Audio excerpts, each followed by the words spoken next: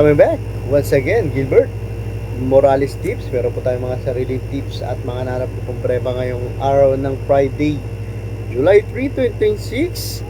Third racing day si Philippine Jockey Club San Felipe, Padre Garcia, Batangas. Silipin po muna itong programa ko po pinaprint. We have 8 races at ang start time po ay 5:30 po ng hapon. May dalawang set ng peak 6, sunset ng peak winner take all, peak 4, peak 5, last delivers 1 at last extra double event. At meron po tayong susuluhin, ha. Sana po't makaraos sa ilang po ang tanging nga din na aking maliit at muntik pong Wadi Channel. Mapatama ko lang po kayo pinag-aaralan sinisili pang pagpira pa po niya sa mid-page ng programa para meron po ako sa inyo mabigay ng maganda information sa sariling pag-aaral. At paraanin po muna kung nagpapashoutout tayo, ito po si Sir J.R. Kabansag. Pinapashoutout niya yung mabuti po namin konsihal na si Sir Awi Sia. Sa inyo pong dalawa, Sir J.R. Kabansag at kay Konsi Awi Sia, mabuhay po kayo at maraming salamat po dito po sa pagdaan nyo po sa akin maliit kung tigo po mga channel Gilbert Morales Deep. Shoutout po at di ko na po tatagalin. Good luck and race number 1, 3-year-old and above maiden race to non-placers. Ibig sabihin po na non-placers, mga hindi po tumitimbang sa last run po nila. Start po ng first P6 event with a distance of 12 meters. 5 lang po maglalaban-laban. Ito, susuluhin ko na po ito. Palakasan na lang po ng loob. Tingin ko naman po makakagraduate na po ito yung numero 2 na si Captain Moment. Ito, may 1.31 po ito sa 49 meters. Yung last run niya, ang gagabay po sa kanya, si RC Baldonido. Nung May 30 sa MMTCI, super mega outstanding po siya dun. Tinalo po siya ni Full of Time.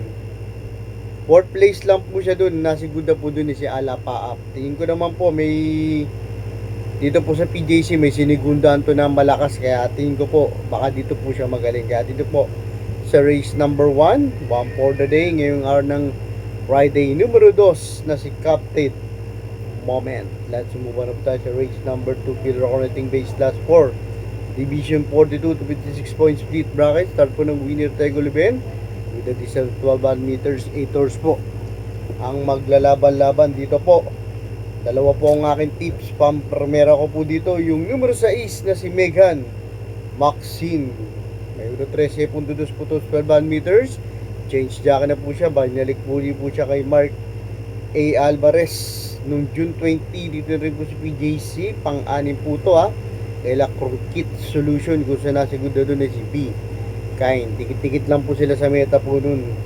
Ang panikunda, ito po, tingin ko po magdadala ng marcha. Makauna po ito, makadalawang kwartos, pwede tumapos ng karera.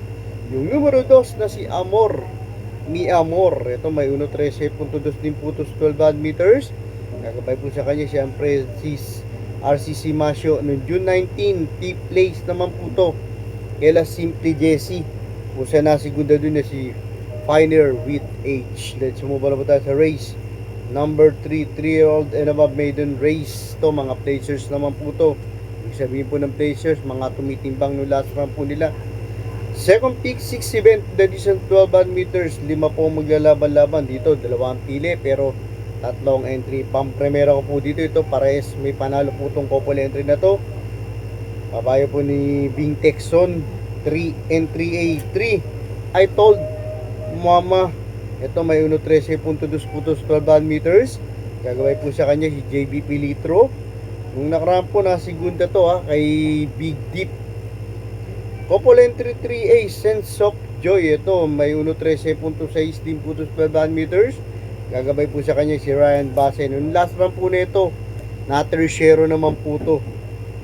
Ang panikunda, ito po, hindi lang po nasa lida ng maayos po ito nung last run niya po. Tingin ko po, ito mas magaling kaysa sa couple entry niya, Yung numero 2, panikunda natin na si Make Waves. Ito, may 1.15 po ito sa 12 meters. Ang pangit pa po ng salida niya. Puti, kung nakasalida po na maayos po ito, ibig sabihin, 1.13 rin po ba prebayan nito. Change jacket na po siya. Susubukan siya ni Pablito Caballeo noong June 19. Hit na rin po si PJC. Fifth place nga po siya sa couple entry niya na si Big Deep. Nasiguda dun siya, I told mama. Hindi na po siya pinilit kasi nandun naman yung couple entry niya sa nanalo. Sumupa na po tayo sa race number 4. Pillar Connecting Bill Racom, 3-year-old, rating base last 4, division 42 to 56 points split. 42 to 56 bracket, start po ng first P5. Nag-isa po nila itong Peak 5 with a distance of 12 meters. 7 horse po maglalaban-laban dito po. Dalawa po ang aking tips. Primera ko po dito, ito stake race runner. Natakbo naman po ito sa second leg ng Triple Crown. Yung numero 2 na si Sultan Bell. Ito may 1.15 po ito sa 12 meters. Gagabay po sa kanya si Jem Hernandez. Nung June 14 sa kabilang karera sa MMTCI, second leg Triple Crown, yung mga magagaling na 3-year-old. Pang-5 po na siya dun. Kung nanalo po dun si Gentle Dance.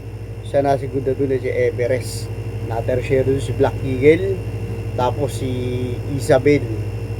Pang-5 nga po si Sultan Bell. Kaya tingin ko po malaki panalo po. Ang panikunda ito, nasigunda naman po ito. Deado po siya. Yung numero 3 na si Supreme. Ito may 1.20 po ito, 39 meters. Noong June 21, dito na rin po si PJC. Second place po siya.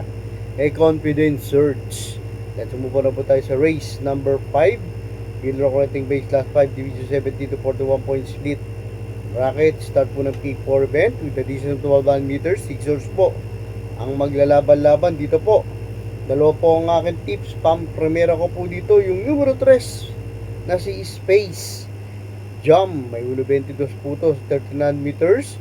Nagabay po sa kanya si Ison L. Bautista noong June 20. Dito na rin po si PJC. P-place naman po siya kala Ginger Cat.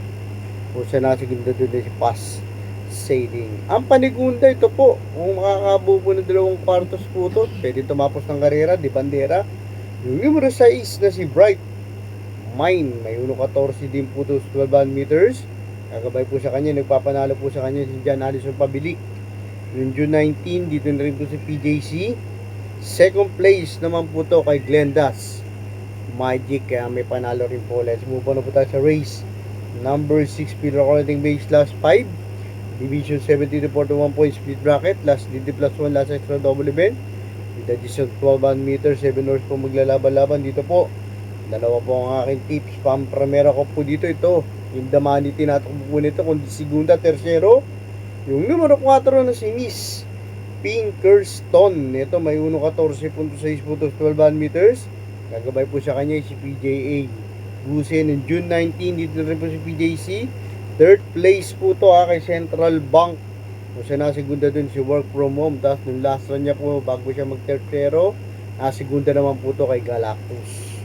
Ang panigunda ito po, tingin ko po ito po yung makakarimatic, kaya sinama ko rin po ito yung numero 7 na si Ek Witem. Ito may 1.13.4 po ito 12 meters. Gagabay po sa kanya si Jim L. Siego noong June 17. Dito na rin po si PJC. Pang-pito naman po ito, sabi ko na. Kung siya nasigunda po doon si Brazilian Payball. Pero bagong baba po siya rito. Kaya sumupa na po tayo sa race number 7, penultimate race. Field recording base last 4, division 42 to 6 point lead bracket with a distance 12 meters. 7 horse po maglalaban-laban dito po. Dalawa na lang po ang aking tips. Primera ko po dito, makasalida lang po na maayos. Horse to beat, yung numero 6 na si Mendel Bell. May 1.14 po 12 meters. Gagabay po sa kanya another John Allison Pabilik. Nung April 26 tertiero po ito. Dito na rin po si PJC kaila Batang Kankalu, kung saan nasigunda din si Summer Rule. Ang panigunda ko naman po dito yung numero 7 na si Libby Tating. May 1.14 din po 12 meters. Another JPA Gusen on June 17. Fourth place naman po ito sabi ko na, kung saan nasigunda po doon na si Brazilian Payball. Let's move on po tayo sa lahat sa race number 8. Parating nga po sinasabi ang huling karera, mga pandiyata porsyonada na po gusto nyo po ay yung siya makakalilang po sa Ring Gilbert Morales Team. So sa batang uli nagawa niya rota kayo para po mananay para ipili din po niya sa mga paborit ng OTV. Kaya sumubo na po tayo sa last para race number 8, field recording base last 5, division last 4, division 42 to 56 point speed bracket with this 12 meters. 8 horse po maglalaban-laban dito po. Ang primero ko po dito, parang nabababaan na po ako dito sa laban nito. Yung numero 8, puyat stable na si ECJ. Ito may 1.11.4 putos, 12 meters. Gagabay po sa kanya si JL Lazaro. Yung June 21, dito rin po si PJC's third place naman po to. Kaila Gran Hepe. Naiiwan pa po siya dun. Nasigunda po dun si Amazing. Nung April 25 naman po, second place naman po to. Kay Modern Legacy. Kaya tingin ko po bibingo na po to. Kung malakas po loob nyo, pwede nyo na rin pong soloin po to. Pero naglagay po ako ng Panigunda. Panigunda ito, rookie horse. Galing lang po sa maiden na sa amin siya po. Pero gustong gusto ko po yung panalo niya. Kaya sinama ko po siya. Yung numero 2 na si Red Miss. May 13.2 putos 12 meters. Gagawin po sa kanya si James Torque nung May 31 sa kabilang kararan sa MMTCI. Panalo nga po ito, maiden assignment niya. Over Beautiful Things. Thank you muna po sa inyo lahat tatagap suporta. Bahin kay Rista, mga Gilbert Morales Tips, dating subscribers, patuloy nagla-like, share. Maraming salamat po sa inyo lahat. Tingnan po tatagaling. Good luck and have a blessed Friday. Thanks for watching.